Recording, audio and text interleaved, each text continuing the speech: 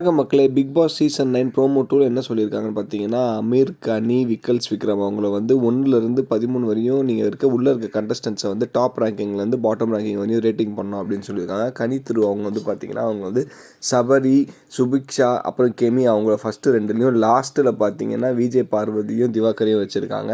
இது எந்த பேசிஸில் எந்த அடிப்படையில் வச்சுருக்காங்கன்னு பார்க்கும்போது மெச்சூர்டாக நடந்துக்கினதுக்கும் இம்மெச்சூர்டாக நடந்ததை வச்சு நாங்கள் எடுத்தோம் அப்படின்னு சொல்லும்போது உள்ள கண்டஸ்டன்ட்ஸ்குள்ளே சண்டை வருது. நீங்கள் பார்த்துட்டு இருந்தீங்கன்னா நீங்கள் சொல்லுங்கள், ஃபஸ்ட்டு பிளேஸ்க்கு வந்து சபரி ரொம்ப தகுதியான ஆளா, இல்லை நீங்கள் ஃபஸ்ட்டு யாரை ரேட் பண்ணுவீங்க அப்படின்னு சொல்லிட்டு சொல்லுங்கள். அதே போல் பார்த்தீங்கன்னா ரம்யா ஜோவும் கேட்டிருப்பாங்க, நீங்கள் யார் என்னை வந்து டிசைட் பண்ணுறதுக்கு அப்படின்னு சொல்லி கேட்டிருப்பாங்க. 13வது இடத்துல பார்வதியும் 14வது இடத்துல திவாகரையும் வச்சுருக்காங்க. மேஜர் கண்டென்ட் கொடுக்குற பார்வதி திவாகர் அவங்கள லாஸ்ட்டு தூக்கி போட்டுட்டு ஃபஸ்ட்டு 2, 3 இடத்துல வந்து பார்த்திங்கன்னா உங்கள் குரூப்பிசம் ஃபேவரிசத்தை காட்டுற மாதிரி இருக்குது அப்படின்னு சொல்லிட்டு ஒரு கிளைம் வைக்கிறாங்க. பார்க்குறவங்களுக்கு எப்படி தெரியுது இது உண்மையிலே குரூப்பிசம் இருக்கா, இல்லை ஃபேராக அவங்க வந்து டாப் ஆர்டர்லேருந்து பாட்டம் ஆர்டர் வரையும் வச்சுருக்காங்க அப்படின்னு நினைக்கிறீங்களா?